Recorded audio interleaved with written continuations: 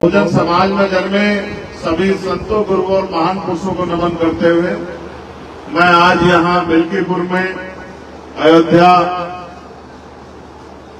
जिले में आपके बीच आपसे और यहाँ उपस्थित हर एक व्यक्ति से और यहाँ से जाने के बाद जब आप गांव देहात में लौटोगे तो मेरे संदेश को आप लोग लेके जाना, इसके लिए हमने सभा बुलाई। मैं यहाँ आपको कुछ देने के लिए नहीं आया, मैं यहाँ आपसे कुछ मांगने के लिए आया। और मांगने के लिए इसलिए आया हूँ क्योंकि ये लोकतांत्रिक देश है और जनता के हाथ में सबसे बड़ी ताकत है।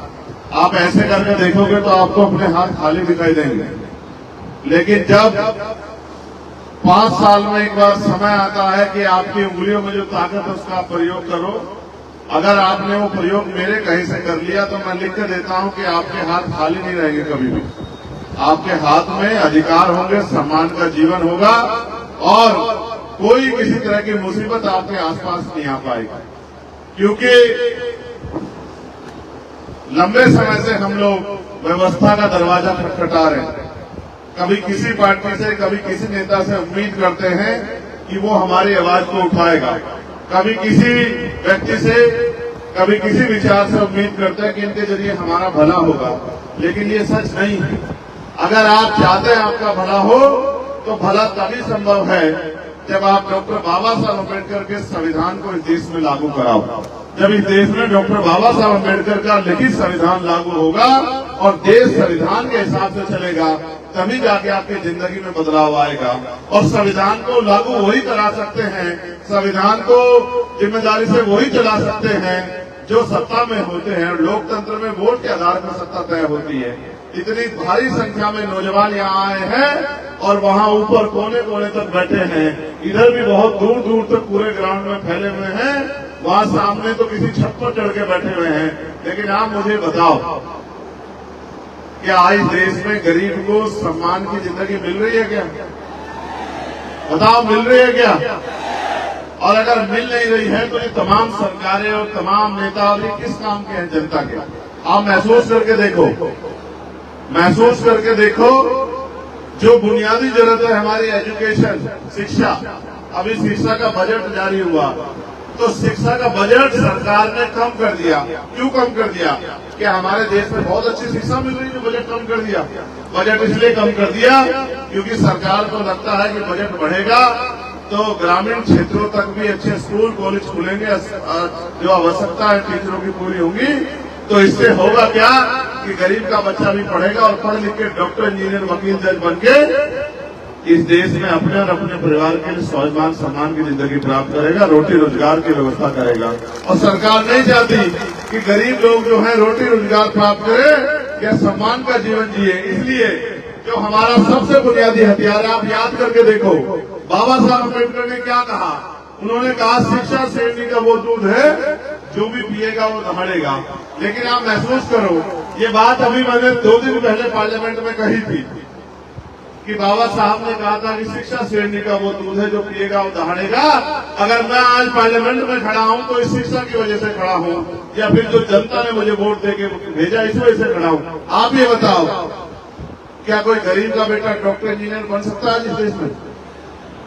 अगर सरकारी कॉलेज में नंबर नहीं आया तो करोड़ों रुपए की डोनेशन लगती है। हर माँ बाप चाहते हैं उनका बेटा डॉक्टर, इंजीनियर बने, तो बनेगा कहाँ से? जब सरकारी स्कूल तो गवर्नमेंट बंद कर रही है और प्राइवेट स्कूल बड़े बड़े खुल गए हैं और प्राइवेट स्कूलों में शिक्षा इतनी महंगी है कि लाखों लाखों रुपए का खर्चा कोई गरीब परिवार वहन नहीं कर सकता है। जिस देश में 80 करोड़ लोग सस्ता राशन, 5 किलो राशन लेके अपना जीवन यापन कर रहे हो, यानी कि रोटी रोटी पे जी रहे हो, आप महसूस करो, क्या वो अच्छी पढ़ाई अपने बच्चों की करा सकते हैं? बताओ, करा सकते हैं? सोचो, महसूस करो, इस देश में लाखों लोग अच्छा इलाज न मिलने के कारण मर जाते हैं और ये अच्छा इलाज क्यों नहीं मिलता? सरकार को तो हम बराबर का टैक्स देते हैं, फिर अच्छा इलाज क्यों नहीं मिलता? अच्छा इलाज इसलिए नहीं मिलता कि अच्छा इलाज आज के समय में चाहिए तो प्राइवेट हॉस्पिटल में जाना पड़ेगा। और प्राइवेट हॉस्पिटल में कौन जा सकता है? जिसकी जेब में पैसा है। और पैसा किसकी जेब में है? देश के 80 करोड़ लोग तो 5 किलो राशन पे जिंदगी जी रहे हैं, देश के 80 करोड़ लोग से ज्यादा लोग तो साल महीने में 10,000 रुपए भी नहीं कमाते हैं। उनकी न्यूनतम वेतन तो साल भर का 1 लाख रुपए भी नहीं है। तो आप मुझे बताओ कि वो लोग अच्छा इलाज करा सकते हैं क्या? अभी प्राइवेट हॉस्पिटल में जाओगे तो डॉक्टर कितने पैसे का पर्चा बनाता है? कितने पैसे का? कहीं 200 रुपए का, कहीं 400 रुपए, कहीं 500 रुपए का। और कहता है अगर रात को दिखाना है इमरजेंसी में तो 2,000 रुपए लगेगा फीस। कहता है नहीं कहता? आप बताओ कि अगर 2,000 रुपए फीस देने की स्थिति होती तो इस देश में लोग 5 किलो राशन पे अपनी जिंदगी चलाते हैं। तो कितने ही लोग सड़क पे मर जाएं, एक्सीडेंट होकर मर जाएं, अस्पताल में मर जाएं। अस्पताल में दवाइयां नहीं है, डॉक्टर नहीं है, कोई टेस्ट अस्पताल में नहीं होता। और तो और हमारे नेता लोग भी बैठे हैं। आप महसूस करके देखो, जिस डॉक्टर के पास जाओगे वो कहेगा टेस्ट हमारी लैब से होगा। कहता है नहीं कहता है? मैं किसी दूसरे की रिपोर्ट को नहीं मानूंगा, मैं अपने आप टेस्ट कराऊंगा। यानी कि एक और चोरी, एक और डकैती। भाई ये बताओ गरीब लोग जाएंगे कहाँ? और सरकारें बजट कम कर रही है हेल्थ का, सरकारें एजुकेशन का बजट कम कर रही है। तो मेरी समझ में ये आता है कि ऐसे रास्ता निकलने वाला नहीं है।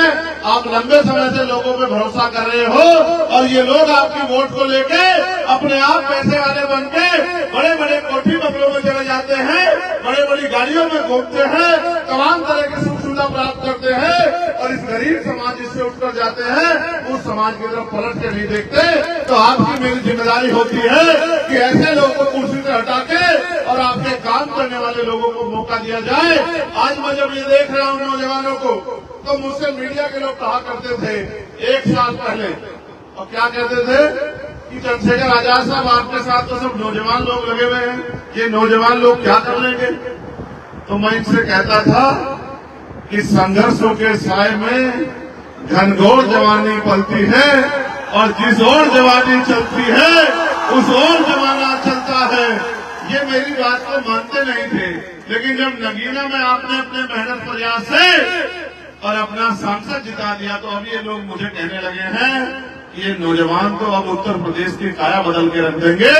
ये नौजवान तो जब इन्होंने सांसद जिता दिया तो अब ये अपने विधायक जिता के भी अपनी राजनीतिक ताकत उत्तर प्रदेश में बना सकते हैं और गरीब को उनका हक अधिकार दिला सकते हैं। तो ये जो जवानी या नौजवान बैठा है, मैं इनसे पूछना चाहता हूँ, क्या ये गरीबी बेबसी की जिंदगी अच्छी लग रही है? क्या इस गरीबी बेबसी की जिंदगी में मजा आ रहा है? कभी आपने मुख्यमंत्री जी की रैली देखी है क्या? अगर देखी हो तो बताओ, ऐसा टेंट होता है क्या? ऐसा टेंट होता है क्या? और कैसा टेंट होता है? हमारे बदन पे पहने हुए कपड़ों से भी अच्छे कपड़े का टेंट होता है नहीं होता? बताओ। और बड़े बड़े सोफे, एसी, कूलर और ये और वो और पानी और सब चीज। और यहाँ देखो, क्योंकि ये गरीबों की रैली है, गरीबों की, ये गरीबों की, कमजोरों की रैली है, इसमें ना टेंट है, ना बड़े बड़े गद्दे कुर्सियां हैं, ना एसी लगा हुआ है, पंखा भी लाइट चली गई ऐसा लग रहा है। उत्तर प्रदेश में वैसे तो लाइट आती नहीं है, और आती भी है तो सोने के तारों में आती है। बिजली का बिल इतना आता है कि गरीब की जेब कट जाती है। तो पंखे भी जो चल रहे हैं इस हवा से चल रहे हैं जो कुदरत चला रहे हैं। मैं आपसे कहना चाहता हूं, हम तो मेहनत कश लोग हैं, किसान मजदूर समाज से आते हैं। हमने तो इससे पूरे दिन देखे हैं, गर्मियों में पसीना बहा के कुछ पैसे कमा के अपने पेट का, अपने परिवार का पेट पाला है। ये गर्मी हमारा कुछ नहीं बिगाड़ सकती। लेकिन मैं आपसे पूछना चाहता हूं, क्या इस देश में हमें सुख सुविधा लेने का अधिकार है या नहीं है? क्या हमें सम्मान से जीने का अधिकार है या नहीं है? क्या हमारी माँ बहनों को इज्जत की जिंदगी जीने, सम्मान की जिंदगी जीने का अधिकार है या नहीं है? बताओ। कितने लोग चाहते हैं कि हमें गरीबों को भी, दलित, पिछड़े, कमजोर समाज के लोगों को भी इज्जत की जिंदगी मिलनी चाहिए? जरा हाथ उठा के बताओ। हाथ उठाने को कहा, खड़े होने को नहीं कहा। और खड़े होने के साथ क्या शर्त थी पता है या नहीं पता है?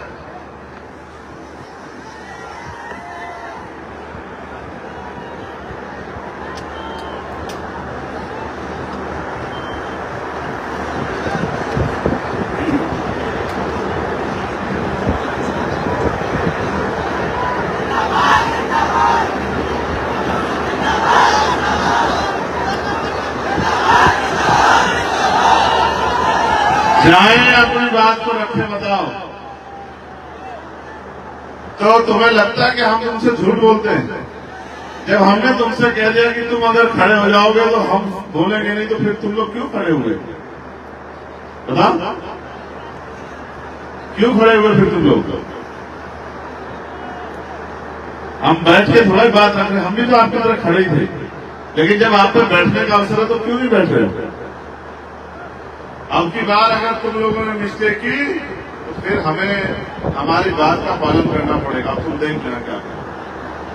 तो मैं आपसे कह रहा था कि गरीबों को भी इज्जत की जिंदगी जीने का अधिकार मिलना चाहिए, मगर मिलेगा कैसे? मांगने से? या क्या मिलता है? क्या मिलता है मांगने से? मांगने से मिलती है भीख, और भीख मांगने वाले क्या कहते हैं?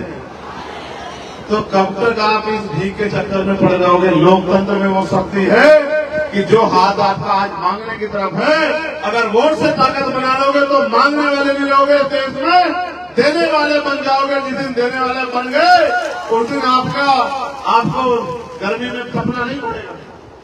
बताओ, नौकरी देने की शक्ति किसके पास है? मेरे पास है या सरकार के पास है? बताओ बताओ, रोजगार देने की शक्ति किसके पास है? मेरे पास है, सरकार के पास है? बताओ बताओ, अच्छा हॉस्पिटल बनाने की शक्ति किसके पास है? मेरे पास है, सरकार के पास है? बताओ बताओ, उद्योग धंधे लगाने की शक्ति किसके पास है? मेरे पास है, सरकार के पास है? बताओ बताओ, अच्छे स्कूल खुलवाने की जिम्मेदारी किसके पास है? ताकत किसके पास है? मेरे पास है, सरकार के पास है? बताओ। सब कुछ तो सरकार के पास है, और आप अगर अपनी ताकत नहीं बनाओगे, आप सरकार नहीं बनोगे, तो कैसे बदलाव हो जाएगा भाई?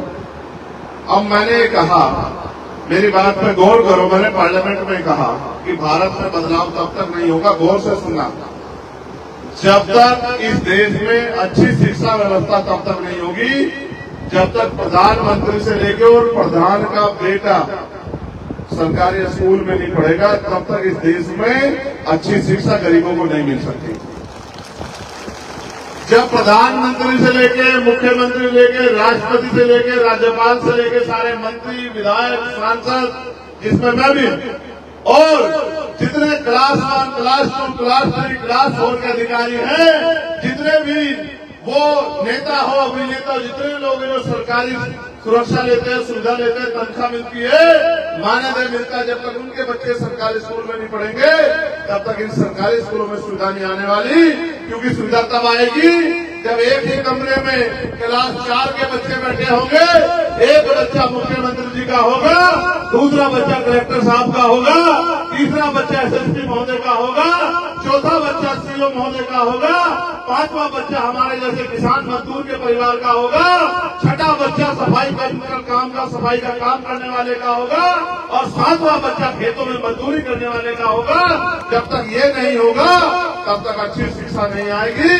जिस दिन ये हो गया, न मास्टर की कमी होगी, न स्कूल गिरने वाला होगा, न पंखों की कमी होगी, न किताबों की कमी होगी, बेहतर से बेहतर शिक्षा मिलेगी। ये होगा बदलाव। और फिर अच्छा इलाज कब मिलेगा? जब राष्ट्रपति से लेके और गांव में रहने वाले प्रधान के बच्चे का भी इलाज और उनका खुद का इलाज भी सरकारी अस्पतालों में होगा, तब आएगी सरकारी अस्पतालों में सुविधाएं। कैसे?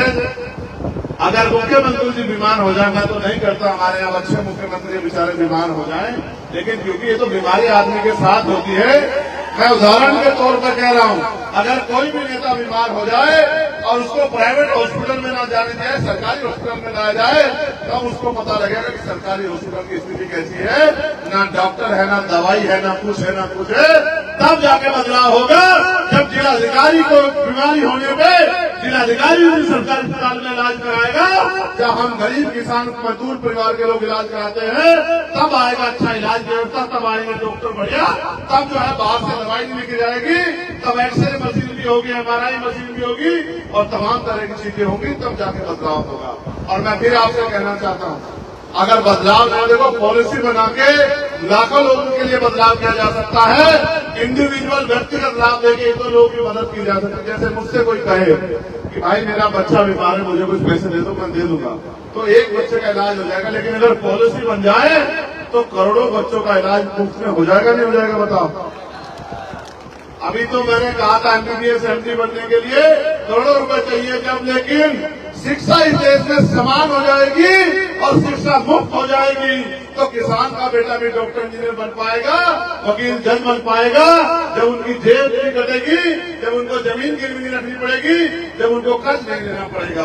और मैं फिर आपसे कहना चाहता हूँ साथियों, इसको लागू कराने के लिए शक्ति की जरूरत है और शक्ति आपके अंगूठे में है। जितनी शक्ति आपने मेरे साथ खड़ी कर दी, आजाद समाज पार्टी की पॉलिसी के साथ खड़ी कर दी, वो दिन दूर नहीं कि पहले उत्तर प्रदेश में और फिर देश में ये होकर रहेगा। इसको कोई होने से रोक नहीं सकता है, क्योंकि अब गरीब जागरूक हो गए हैं, अपने अधिकारों के प्रति सचेत हो गए हैं। आप महसूस करो, और ये बात मीडिया के लोग भी सुन लो, हमने मांग की है कि देश की आजादी के 75 साल हो गए हैं, अब निजी क्षेत्रों में आरक्षण की व्यवस्था होनी चाहिए और SC ST OBC के लोगों को संख्या के आधार पर आरक्षण मिलना चाहिए। बताओ, मिलना चाहिए नहीं मिलना चाहिए? इस बात को भी समझो। 2% सरकारी नौकरियां हैं, 98% प्राइवेट सेक्टर है, 2% सरकारी नौकरियों में आरक्षण है और 98% प्राइवेट सेक्टर में आरक्षण नहीं है। 98% प्राइवेट सेक्टर किसका है? सुनो, प्राइवेट सेक्टर में तुमसे कोई पूछ ले, कहे भाई वो क्यों देंगे नौकरी? इसलिए देंगे क्योंकि सरकार प्राइवेट सेक्टर में जो लोग उद्योग लगाते हैं, 1 रुपया लीज पे लाखों बीघे जमीन उनको देती है, हजारों बीघे जमीन देती है, साथ करोड़ों रुपए का लोन उनको देती है बैंक से, साथ करोड़ों रुपए का टैक्स में छूट करती है। ये सारा पैसा हमारी मेहनत की कमाई का होता है। ये जमीनें जनता की होती है। जब ये जमीनें आप उनको देते हो, छूट देते हो, टैक्स में जो छूट देते हो और लोन देते हो, तो जनता का पैसा जब उनको देते हो तो जनता को हिस्सेदारी भी उसमें मिलनी चाहिए। इसलिए मैं कहता हूँ कि निजी क्षेत्रों में आरक्षण की व्यवस्था होनी चाहिए। साथ जब सामान उनकी कंपनी में जो बनता हम खरीदते हैं, तो जब उनके जो है ग्राहक हम हैं, तो उनके कर्मचारी हम लोग क्यों नहीं हो सकते? सरकार मुझे इस बात का जवाब दे। इसलिए मैं आपसे कहना चाहता हूं कि लड़ाई बड़ी लंबी है, लेकिन लड़नी है। हम तो पार्लियामेंट में जब से हम गए हैं, आप ये जानते हैं, सबकी आवाज उठाते हैं। बीएड के बच्चों की आवाज उठाते हैं कि उनको भर्तियां निकाल के नौकरी दो, बैकलॉग भरा जाए, इसकी आवाज उठाते हैं। और पीटीसी के बच्चों की आवाज उठाते हैं, साथ होमगार्डों की आवाज उठाते हैं, पीआरडी के जवानों का माने जो बड़े उनकी आवाज उठाते हैं। महिला जितनी है हमारी बहनें, आशा हो, आंगनबाड़ी हो, भोजन माता हो, ग्राम सेवक हो, तमाम लोगों की आवाज हम लोग उठाते हैं। बेरोजगार नौजवानों को 5,000 रुपए भत्ता मिले, इसकी आवाज भी हम लोगों ने उठाई। साथ हमने ये भी आवाज उठाई कि महिलाओं को जो पेंशन मिलती है 500 रुपए, वो बढ़ के 5,000 रुपए होनी चाहिए। और भी हमने आवाज उठाई कि गैस के सिलेंडर का दाम 500 रुपए होना चाहिए, इससे ज्यादा नहीं होना चाहिए। बिजली के दाम कम होने चाहिए, बिजली के दाम जो सोने की बिजली के दाम हो गए वो कम होने चाहिए। हम तो लगातार आवाज उठा रहे हैं। और तो और हम अपने पुलिस के भाइयों की भी आवाज उठाते हैं। हमने ये भी कहा कि इनकी ड्यूटी भी 8 घंटे की होनी चाहिए, इनको भी सप्ताह में 1 दिन छुट्टी मिलनी चाहिए। और बॉर्डर स्कीम जो है, बॉर्डर स्कीम का जो नुकसान इनको हो रहा है, जैसे छुट्टी मिली, अब इनकी ड्यूटी अयोध्या में रहने वाले हैं ये बिजनौर के, अभी ये 1 दिन की छुट्टी मिली, सुबह यहाँ से जाएंगे, शाम तक तो बिजनौर पहुंचेंगे और शाम के टाइम उधर चलेंगे तो तब अगले दिन यहाँ पहुंचेंगे। तो हमने कहा कि बॉर्डर स्कीम खत्म करके बराबर के संबंधित जिलों में इनको पोस्टिंग मिलनी चाहिए, क्योंकि ये भी इंसान है, अपने परिवार के बीच में पहुंच जाए। इनके दिन को भी जो है अपने परिवार से मिलने की आजादी होनी चाहिए। ये मांग भी हमने उठाई, लेकिन जैसे हमने मांग उठाई तो भाजपा के लोग सब लोग चिल्लाने लगे, भाई ये राज्य का विषय है, राज्य का विषय है। तो हमने कहा भाई राज्य का विषय भले ही हो, हम तो मॉडर्नाइजेशन की बात कर रहे हैं। हम तो कह रहे हैं कि मॉडर्नाइजेशन पुलिस में होना चाहिए। अब पुलिस में सुधार की जरूरत है, रिफॉर्म की जरूरत है। रिफॉर्म को सेंटर ही करेगी या नहीं करेगी? बताओ। रिफॉर्म का काम स्टेट का नहीं है, रिफॉर्म का काम सेंटर का है। सेंटर कानून बनाएंगे, हर स्टेट अपने पुलिस कर्मियों की सुविधा ले। बताओ कैसे नहीं बदलाव होगा? तो हम तो वकील लोग हैं, तो समझते हैं कैसे क्या करना है। लेकिन मैं आपसे पूछना चाहता हूँ, आप नहीं चाहते कि अब ये परिस्थिति बदलनी चाहिए? जोर से बताओ, चाहते भी चाहते हो? तो भैया चाहने से तभी होगा जब चाहने के साथ आप उस पर काम करना भी शुरू कर दोगे। आपने यहाँ तमाम लोगों को अवसर दिया, तमाम लोगों को आगे बढ़ाया, और जो लोग आगे बढ़े उन्होंने अपने और अपने परिवार को आगे बढ़ाया, लेकिन ये गरीब समाज वहीं का वहीं रह गया। मैं यहाँ के लोगों से कहना चाहता हूँ, देखो नगीना के लोगों ने मेरी बात मानी, तो बताओ नगीना के लोगों को फायदा हुआ नहीं हुआ? और वोट में क्या ताकत है समझते हो? वोट में ताकत है। कल तक हम जहाँ सरकारी दफ्तरों में फिरते थे कि हमारे यहाँ सड़क बनवा दो, हमारे यहाँ बिजली घर बनवा दो, हमारे यहाँ स्कूल बनवा दो, हमारे यहाँ जो है ये गड्ढे भर गए हैं इनको गड्ढों को बनवा दो, ठीक करवा दो, हमारे यहाँ जो है नल लगवा दो। आज आपकी ताकत से, आपके संघर्ष से आज हम पे वो निधि है कि हमारी एक कलम के साइन होने से कई कई किलोमीटर की सड़क बन जाएगी और तमाम अधिकारी कर्मचारी हमारी बात को बेचारे जिम्मेदार से सुनते हैं। अगर ऐसी ताकत आप अपने क्षेत्रों में बना लोगे तो बताओ परिवर्तन होगा नहीं होगा? बताओ। तो अब मैं आपसे जो कहना चाहता हूं उसको गौर से सुन लो। अगर परिवर्तन करना चाहते हो तो परिवर्तन के लिए तैयार हो जाओ। बताओ कितने लोग तैयार हैं? ऐसे हाथ खड़ा करके बताओ। ऐसे हाथ खड़ा करने के साथ मुट्ठी भी बंद करने, जरा इशारे भी समझो। एक हाथ जिसकी मुट्ठी बंद है उसको ये मान लिया जाए कि वो लोग अपनी लड़ाई लड़ने के लिए तैयार है, पीली शर्ट वाले भाई को छोड़ के बस। अच्छा, वकील आदमी हूं, मेरी नजर चारों तरफ रहती है। चलो हाथ नीचे करो। तो अब जो मैं आपसे कह रहा हूं बताओ उसको पूरा कर दोगे नहीं कर दोगे? तो आज से आपको ये करना है कि आपको आज के बाद आप हजारों की संख्या में यहाँ हो तो जितने भी रिश्तेदार आपके मिल्कीपुर में रहते हैं अब कल से आपको उनको फोन करना शुरू करना है और उनको फोन करके कहना है कि इस बार हमें इधर उधर नहीं देखना, इस बार हमें आजाद समाज पार्टी के प्रत्याशी को वोट देकर ताकत देनी। बताओ कर दोगे नहीं कर दोगे? और जितने नौजवान यहाँ हैं और नौजवान में तो इतनी शक्ति है और नौजवान तो देश की सेवा बॉर्डर पर करता है। मैं नौजवानों से कहना चाहता हूँ बताओ एक दिन में 2 लोगों को तैयार कर दोगे नहीं कर दोगे? तो आज आप यहाँ हजारों की संख्या में हो, एक दिन में 2 लोगों को तैयार करोगे, मेहनत मजदूरी करके घर चलाने के लिए, रूखी सूखी रोटी खाने के लिए जो सदियों से चला रहा है, कई कई घंटे काम करते हो, इज्जत की जिंदगी के लिए 1 घंटा लेकर रोज काम करोगे और रोज 2 लोगों को भी तैयार कर दोगे तो 1 महीने में कम से कम 1 लाख लोग तैयार हो जाएंगे। और जब 1 लाख लोग तैयार होंगे और जिस दिन वोट डलेंगे और आपने आजाद समाज पार्टी का बटन दबा दिया तो बताओ मैम असेंबली का जो एमएलए है, जो हमारा मेंबर ऑफ लेजिस्लेटिव असेंबली है, कौन किसकी पार्टी का जीतेगा? बताओ किसकी पार्टी का जीतेगा? बताओ। और जब आजाद समाज पार्टी का मेंबर ऑफ लेजिस्लेटिव असेंबली जीतेगा तो आप ये बताओ कि आपके हिस्से में इज्जत सम्मान आएगा नहीं आएगा? बताओ। बताओ आपकी बात को कहने वाला लखनऊ में कोई होगा नहीं होगा? जिस तरह से दिल्ली के बाद दिल्ली वालों से आपका अकेला चंद्रशेखर लड़ रहा है तो यहाँ से मिल्कीपुर से भी एक दूसरा चंद्रशेखर जाके मुख्यमंत्री जी के सामने अपने लोगों के अधिकारों के लिए आपसे आंख मिला के आवाज खड़े करेगा नहीं करेगा? बताओ। बताओ चाहते हो नहीं चाहते हो ये? तो अब तुम लोग चुप रहना, सिर्फ महिलाओं से बात होगी। आप ये बताओ हमारा निशान आपको पता है नहीं पता अभी तक? क्या है निशान? जोर से बताओ, आवाज क्यों आ रही है? अभी नहीं आई मुझे बात। चुप रहो, इसको बोलने दो बस। नहीं मुझे नहीं सुनाई दे रहा, जोर से बोल के बताओ। मुझे तो पता नहीं कुछ फलफा सुनाई दे रहा। बताओ क्या कह रहे हो? बताओ। जोर से नहीं बोलोगे तो मालूम है नहीं, मुझे सब सुनाई दे रहा है लेकिन जब तक जोर से ये माइक में क्या होगा? हाँ बोलो दो माइक दो।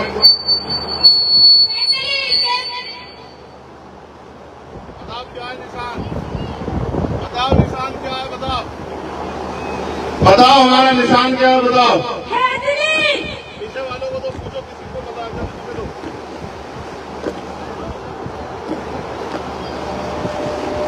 बताओ जिसे जिसे पता है जरा हाथ उठा के बताओ। केतली पक्का? अरे ठीक है माइक बंद करो।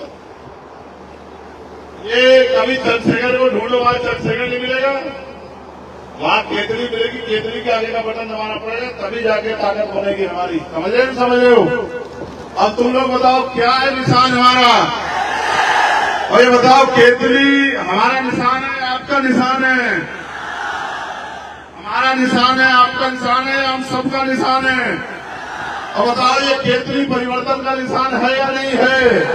अब बताओ केतली को ताकत दोगे तो कौन ताकतवर होगा? अब दोनों हाथ उठाओ जो लोग